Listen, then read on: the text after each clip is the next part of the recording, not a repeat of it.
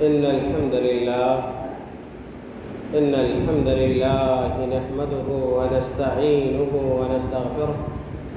ونعوذ بالله من شرور أنفسنا ومن سيئات أعمالنا من يهده الله فلا مضل له ومن يضلله فلا هادي له وأشهد أن لا إله إلا الله وحده لا شريك له وأشهد أن محمدًا عبده ورسوله أما بعد فأعوذ بالله من الشيطان الرجيم بسم الله الرحمن الرحيم يا أيها الذين آمنوا إنما الخمر والميسر والأنساب والأزلام رجس من عمل الشيطان فاجتنبوه لعلكم تفلحون إنما يريد الشيطان أن يوقع بينكم العداوة والبغضاء في الخمر والميسر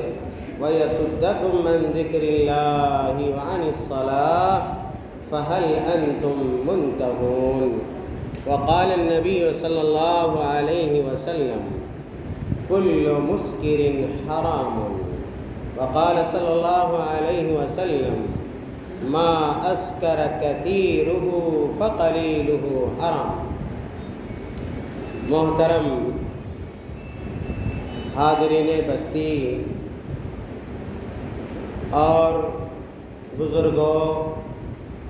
نوجوان ساتھیوں اور میری آواز سننے والی ماؤں اور بہنوں، اور یہاں پر موجود جو چھوٹے چھوٹے بچے ہیں، میں ان بچوں سے کہوں گا جو گفتگو کر رہے ہیں کہ اپنی گفتگو بند کریں۔ چھوٹے چھوٹے بچے غور سے باتوں کو سنیں، ٹھیک ہے نا؟ آپس میں بات نہیں کرنی چاہیے، غور سے سنیں۔ ابھی میں نے آپ حضرات کے سامنے خطبہ مسنونہ کے بعد قرآن کریم کی ایک آیت کریمہ تلاوت کی ہے۔ اس آیت کریمہ میں اللہ رب العالمین نے ہمیں اور آپ کو کچھ ایسی باتوں سے روکا ہے، منع کیا ہے، جو باتیں ہمارے لیے ہر طرح سے، ہر زاویے سے، ہر گوشے سے نقصان دہ ہیں۔ ہم اور آپ اس بات سے آگاہ ہیں کہ آج ہمارے معاشرے میں بہت ساری خرابیاں ہیں، بہت سارے گناہ کے کام انجام دیے جا رہے ہیں اور دھڑلے سے انجام دیے جاتے ہیں۔ ان کاموں کو گناہ بھی تصور نہیں کیا جاتا ہے، بلکہ بعض جگہوں پہ لوگ اس کو فیشن سمجھتے ہیں اور بڑی آسانی کے ساتھ اس کو اپنی زندگی میں داخل کرتے ہیں۔ میرے بھائیوں، آج ہمارا معاشرہ جن مصائب اور جن مشکلات سے دوچار ہے یا جن فتنوں کا شکار ہے، ان میں سے ایک بڑا فتنہ آج جو بڑی تیزی کے ساتھ مسلم معاشرے میں پھیل رہا ہے اور مسلم نوجوان اس میں گرفتار ہو رہے ہیں اور انہیں اس کی لت لگ رہی ہے، عادت لگ رہی ہے، وہ میرے بھائیوں شراب نوشی، نشہ خوری ہے۔ خاص طور سے 12 سال کے بچے، 16 سال کے بچے، 18 سال کے بچے، 20 اور 25 سال کے بچے ہر گاؤں میں تقریباً، اور میں یہ کہتا ہوں کہ یہ ایک طرح کی سازش ہے مسلمانوں کے خلاف، مسلمان نوجوانوں کے خلاف، مسلمان بچوں کے خلاف۔ کہ کسی طرح مسلمان بچوں کو خراب کیا جائے، مسلمان نوجوانوں کو خراب کیا جائے، ان کو مجرم بنایا جا سکے اور ان کو شرابی بنایا جا سکے، نشیڑی بنایا جا سکے، اور جب وہ شراب کے عادی بن جائیں گے، نشے کے عادی بن جائیں گے، تو ایسے بچوں سے، ایسے نوجوانوں سے بڑے سے بڑا جرم کرایا جا سکتا ہے، گناہ کرایا جا سکتا ہے، دین سے انہیں پھیرا جا سکتا ہے، عقیدے سے ہٹایا جا سکتا ہے، ان کے خلاف مقدمات دائر کیے جا سکتے ہیں۔ میرے بھائیوں، اس لیے غیروں کی جانب سے اور خود کچھ ہماری بھی غلطیاں ہیں کہ آج ہم اپنے بچوں، نوجوانوں کی تربیت اور ان کی تعلیم کا ایسا بندوبست نہیں کرتے ہیں جس کی وجہ سے ان کی اصلاح ہو سکے، صحیح اسلامی راستے پہ وہ قائم رہ سکیں، گامزن رہ سکیں، جس کی وجہ سے خراب بچوں کی صحبت میں رہ کر اور شرابی کی صحبت میں رہ کر شرابی بن جاتے ہیں، جواڑی کی صحبت میں رہ کر جواڑی بن جاتے ہیں، نشیڑی کی قسمت کی صحبت میں اور ساتھ میں رہ کر وہ نشیڑی بن جاتے ہیں۔ کتنے ایسے بچے ہیں آج ہمارے گھروں، آپ کے گھروں کے اندر، بستی اور علاقے کے اندر، کہ 14 سال کی عمر ہے اور چرس کا استعمال کرتے ہیں، بھانگ کا استعمال کرتے ہیں، افیم کا استعمال کرتے ہیں اور نشے کی گولیاں کھاتے ہیں، نشے کا انجیکشن لیتے ہیں، اور پتہ نہیں نشے کی کون کون سی چیز آ گئی ہے آج بازار کے اندر، سولیشن کا استعمال ہوتا ہے۔ اور ایک بچہ جس کے پڑھنے کی عمر ہے، جس کے سنورنے کی عمر ہوتی ہے اور جس کے آگے بڑھنے کی عمر ہوتی ہے، ایسا بچہ ضائع ہو جاتا ہے، برباد ہو جاتا ہے۔ اس لیے ضرورت ہے ہر گارجین کی، ہر والدین کی ذمہ داری ہے، ماں کی ذمہ داری ہے، باپ کی ذمہ داری ہے، خاص طور سے ماں جو زیادہ وقت گھر پہ گزارتی ہیں، کہ اپنے بچوں کو دیکھیں کہ ان کے بچے کہاں جا رہے ہیں، ان کے بچے رات میں کیا کھا رہے ہیں، کیا پی رہے ہیں، ان کا چہرہ کیسا ہے، ان کی صحت کیسی ہے۔ وہ بچے جو نشے کا استعمال کرتے ہیں، دیکھیے گا ان کے چہرے پہ فرق آ جاتا ہے، ان کی صحت ضائع ہونے لگتی ہے، وہ کمزور ہونے لگتے ہیں، مختلف قسم کی بیماریوں کے وہ شکار ہو جاتے ہیں۔ تو اگر اس طرح کی کوئی علامت سمجھ میں آئے، والدین کو چوکنا ہو جانا چاہیے، جائزہ لینا چاہیے، کبھی اس کے جس روم میں سوتا ہے اس روم میں جانا چاہیے، کبھی اس کے تکیہ کو اٹھا کر دیکھنا چاہیے، کبھی اس کے دوستوں کے بارے میں پتہ لگانا چاہیے۔ کبھی بے وقت آ رہا ہے اگر آپ کا بچہ، تو آپ اس سے پوچھیں کہ بیٹا دیر رات تک آپ کہاں تھے، کس کے ساتھ گئے تھے۔ یہ ساری چیزیں جب ہم کریں گے، اپنے بچوں پہ توجہ دیں گے، اپنے بچوں کے ساتھ وقت بتائیں گے۔ آج ہوتا کیا ہے، ایک بچہ جو نشے کا عادی ہو جاتا ہے صبح نکلتا ہے، اور جو نشے کا عادی ہو جاتا ہے اس کو بھوک نہیں لگتی، پیاس نہیں لگتی ہے، وہ نشہ میں دھت رہتا ہے، اور شام میں آئے گا، دیر رات میں آئے گا، اس کی آنکھیں چڑی ہوں گی اور اس کے اوپر نیند کا خمار ہوگا، نیند کا غلبہ ہوتا ہے اور آ کر سو جائے گا۔ اگر اس طرح کے حالات ہیں کسی بچے کے، تو آدمی کو، والدین کو، گارجین کو ہوشیار ہو جانا چاہیے۔ میرے بھائیوں، یاد رکھیے کہ یہ نشہ خوری ایسی بدترین عادت ہے جو انسان کو ضائع کر دیتی ہے، برباد کر دیتی ہے۔ میں نے کہا کہ اس سے ذاتی بھی نقصان ہوتا ہے،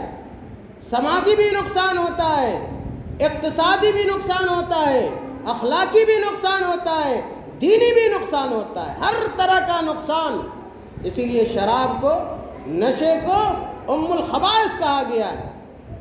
کہ برائیوں میں سب سے بدترین درجے کی برائی، بدترین شکل کی برائی اگر ہو سکتی ہے تو وہ نشہ خوری ہے، نشے کی عادت ہے۔ اس لیے بڑے لوگوں کو بھی اس قبیح جرم سے،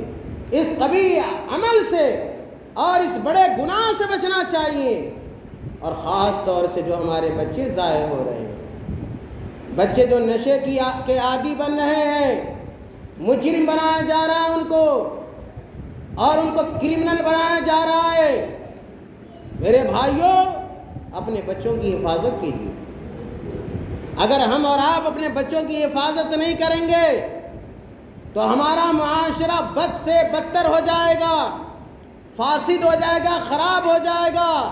ہر طرح کا جرم ہمارے معاشرے کے اندر پیدا ہو جائے گا، ہمارے بچے قاتل ہو جائیں گے، ہمارے بچے زانی ہو جائیں گے، ہمارے بچے صرف ہمارے لیے ہی نقصان دہ نہیں بلکہ پورے سماج اور معاشرے کے لیے ہمارے بچے خطرناک ثابت ہوں۔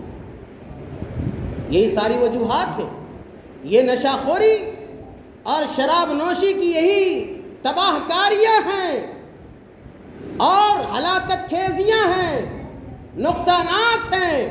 جس کی وجہ سے اللہ تعالیٰ نے شراب نوشی کو،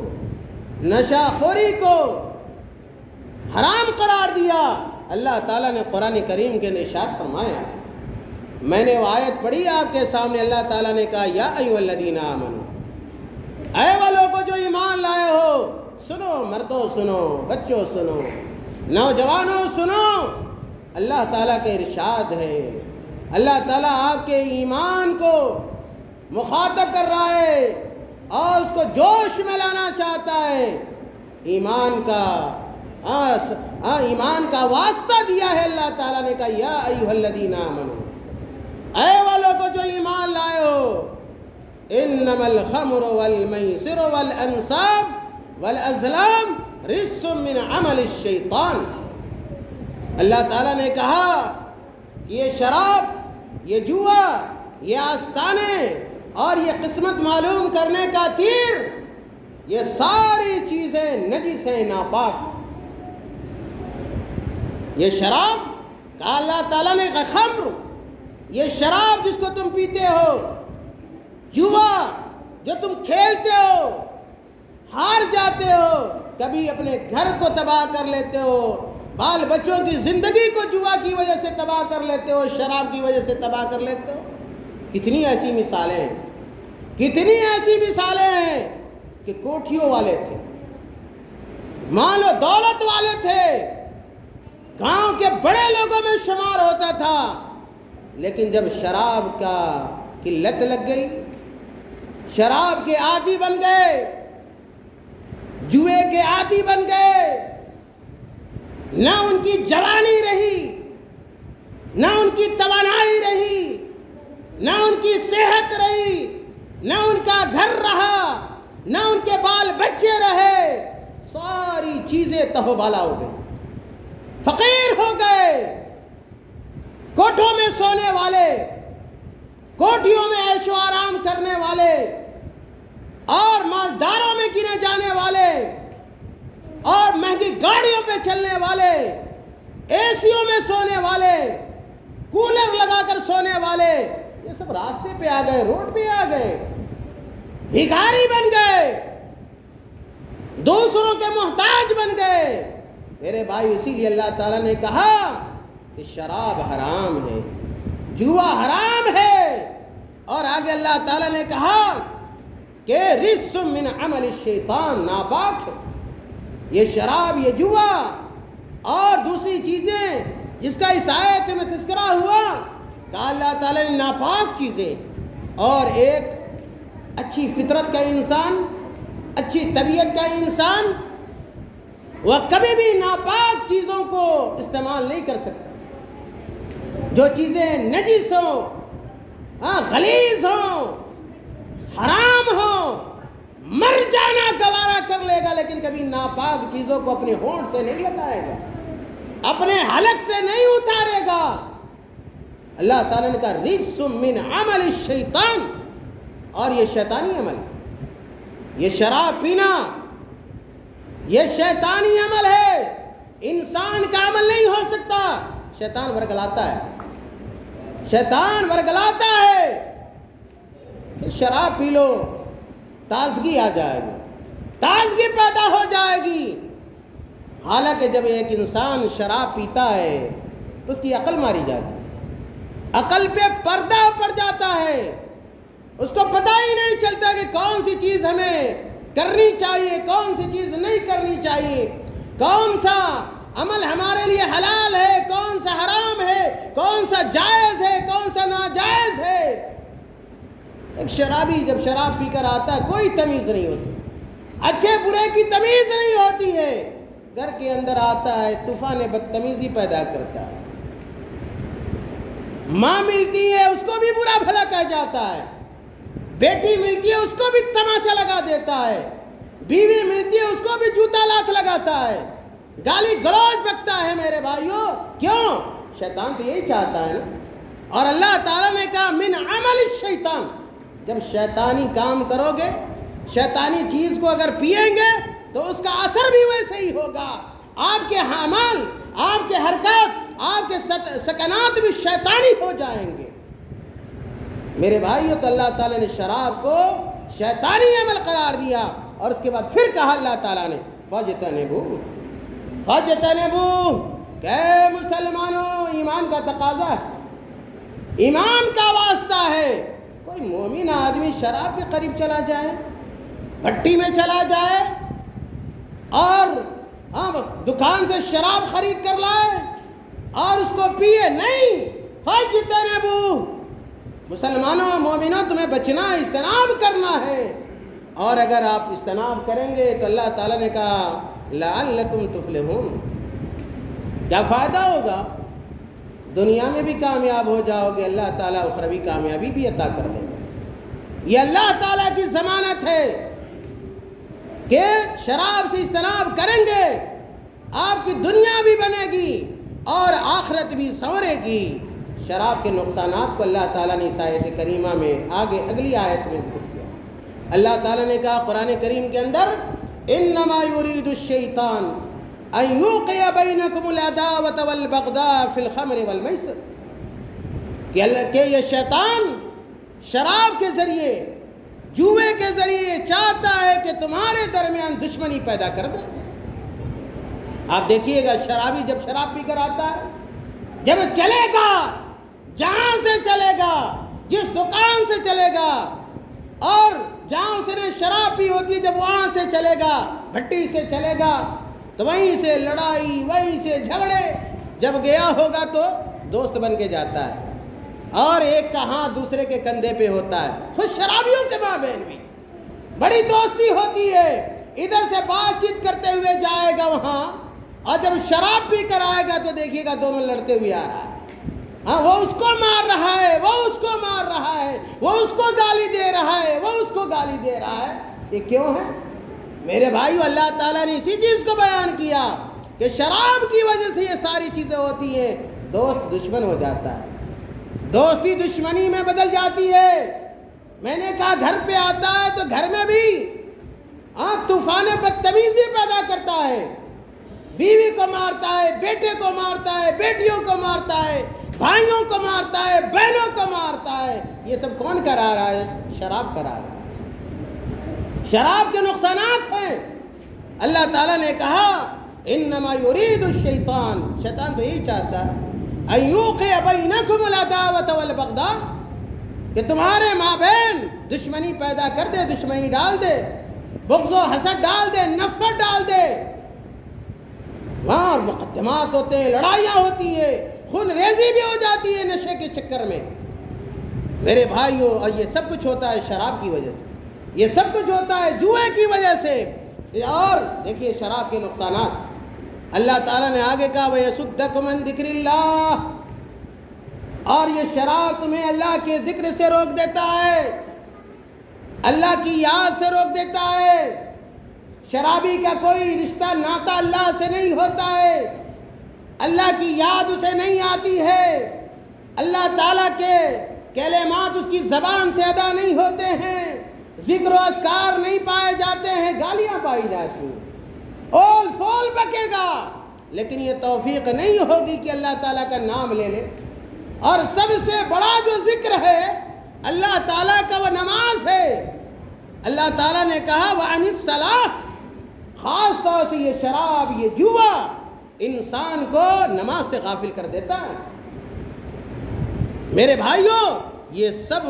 شراب کے نقصانات ہیں۔ اللہ تعالیٰ نے پہلے شراب کی حرمت کو بیان کیا، اس کے بعد اللہ تعالیٰ نے شراب کے نقصانات کو بیان کیے، اور آخر میں اللہ تعالیٰ نے پھر کہا کہ اتنی ساری خرابیوں کے جاننے کے بعد، سن لینے کے بعد، کیا کوئی شراب کے قریب جا سکتا ہے؟ شراب کو اپنے منہ سے لگا سکتا ہے؟ صحابہ کرام کو دیکھیے، شراب کی حرمت سے پہلے، شراب کی حرمت سے پہلے عربوں میں شراب کو کثرت سے پیا جاتا تھا، اور ہر گھر میں شراب موجود ہوتا تھا۔ لیکن دیکھیے صحابہ کرام، جیسے شراب کی حرمت نازل ہوئی،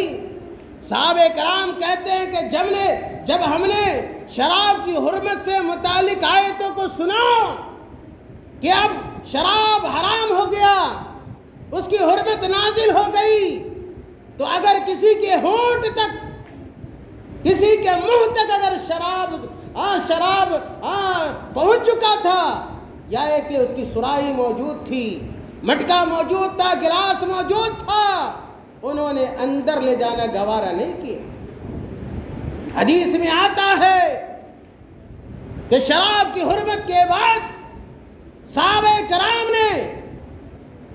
اپنے مٹکوں کو توڑ ڈالا، سرائیوں کو پھوڑ ڈالا، اور مدینہ کی گلیوں کے اندر شراب بہہ پڑا۔ یہ ایمان کا تقاضا ہے کہ جیسے آپ کو پتہ ہو جائے، معلوم ہو جائے کہ فلاں چیز حرام ہے، فلاں چیز ناجائز ہے، آپ اللہ کے لیے اس سے توبہ کر لیں، اس سے اجتناب کامل کریں، اس سے دوری اختیار کریں۔ میرے بھائیوں، اور بھی بہت ساری آیتیں ہیں جن سے شراب کی حرمت کا پتہ چلتا ہے۔ اللہ تعالیٰ نے سورۃ الاعراف کے اندر بیان کیا، اللہ تعالیٰ نے کہا وَيُحِلُّ لَهُمُ الطَّيِّبَاتِ وَيُحَرِّمُ عَلَيْهِمَ الْخَبَائِثَ، کہ اللہ تعالیٰ نے ہمارے لیے ان چیزوں کو حلال کیا جو چیزیں ہمارے لیے اچھی ہیں، ہماری صحت کے لیے اچھی ہیں، ہمارے سماج کے لیے اچھی ہے، ہمارے معاشرے کے لیے وہ چیز اچھی ہے، ان چیزوں کو اللہ تعالیٰ نے حلال قرار دیا ہے۔ اور وہ تمام چیزیں جو ہمارے لیے کسی بھی طور اور کسی بھی اعتبار سے ضرر رساں ہو سکتی ہے، نقصان دہ ہو سکتی ہے، خطرناک ہو سکتی ہے، اس چیز کو اللہ تعالیٰ نے حرام قرار دیا ہے۔ اور یہ شراب ان چیزوں میں سے ہے جو فتنہ، فساد، کرائم گھر سے لے کر باہر تک اس سے پیدا ہوتا ہے۔ اسی لیے میرے بھائی، یہ خبیث ہے، یہ حرام ہے، اور یہ محرمات میں داخل ہے۔ اسی طرح اللہ تعالیٰ نے قرآن کریم کے اندر ارشاد فرمایا، اللہ تعالیٰ نے کہا وَأَنفِقُوا فِي سَبِيلِ اللَّهِ وَلَا تُلْقُوا بِأَيْدِيكُمْ إِلَى التَّهْلُكَةِ وَأَحْسِنُوا إِنَّ اللَّهَ يُحِبُّ الْمُحْسِنِينَ۔ اللہ تعالیٰ نے کہا کہ اے مسلمانوں، اے مومنوں، تعمد کے ساتھ جان بوجھ کر تم اپنے آپ کو ہلاکت میں نہ ڈالو، بربادی میں نہ ڈالو۔ شراب پینے سے کیا ہوتا ہے؟ شراب اگر آپ پیتے ہیں گویا جان بوجھ کر اپنے آپ کو ہلاک کرتے ہیں، تباہ کرتے ہیں، اپنی زندگی کو ضائع کر دیتے ہیں۔ صرف اپنی ہی زندگی کو نہیں بلکہ پورے اپنے خاندان کو داؤ پر لگا دیتے ہیں، تباہی کے راستے پہ ڈال دیتے ہیں۔ بیوی کی زندگی ضائع ہو جاتی ہے، والدین کی زندگی ضائع ہو جاتی ہے، بچوں کی زندگی ضائع ہو جاتی ہے، بچوں کی تعلیم خراب ہو جاتی ہے، ان کی تربیت نہیں ہو پاتی ہے۔ میرے بھائی، اس طرح یہ سارے نقصانات شراب کے، اور اس کی ہلاکت خیزی کی وجہ سے اللہ تعالیٰ نے شراب کو حرام قرار دیا ہے۔ اللہ کے رسول صلی اللہ علیہ وسلم کی بہت ساری حدیثیں شراب کی حرمت سے متعلق حضرت عبداللہ ابن عباس رضی اللہ تعالیٰ عنہما بیان کرتے ہیں کہ اللہ کے رسول صلی اللہ علیہ وسلم نے فرمایا کہ اتانی جبریل فقال، کہ جبریل علیہ السلام آئے اور کہا یا محمد، اے محمد صلی اللہ علیہ وسلم، ان اللہ عز وجل لعن الخمر وعاصرها ومعتصرها وشاربها وحاملها والمحمولة الیہ۔ شراب کی حرمت سے متعلق یہ حدیث اللہ کے رسول صلی اللہ علیہ وسلم کہتے ہیں کہ جبریل علیہ السلام میرے پاس آئے اور کہا اے محمد صلی اللہ علیہ وسلم، اللہ تعالیٰ نے شراب کے اوپر لعنت کی، اللہ تعالیٰ کی لعنت ہے شراب کے اوپر۔ اور یہاں بھی یہ بات ذہن میں رکھ لیجیے کہ جو شراب پی جاتی ہے اور لوگ پیتے ہیں، صرف وہی شراب حرام نہیں ہے،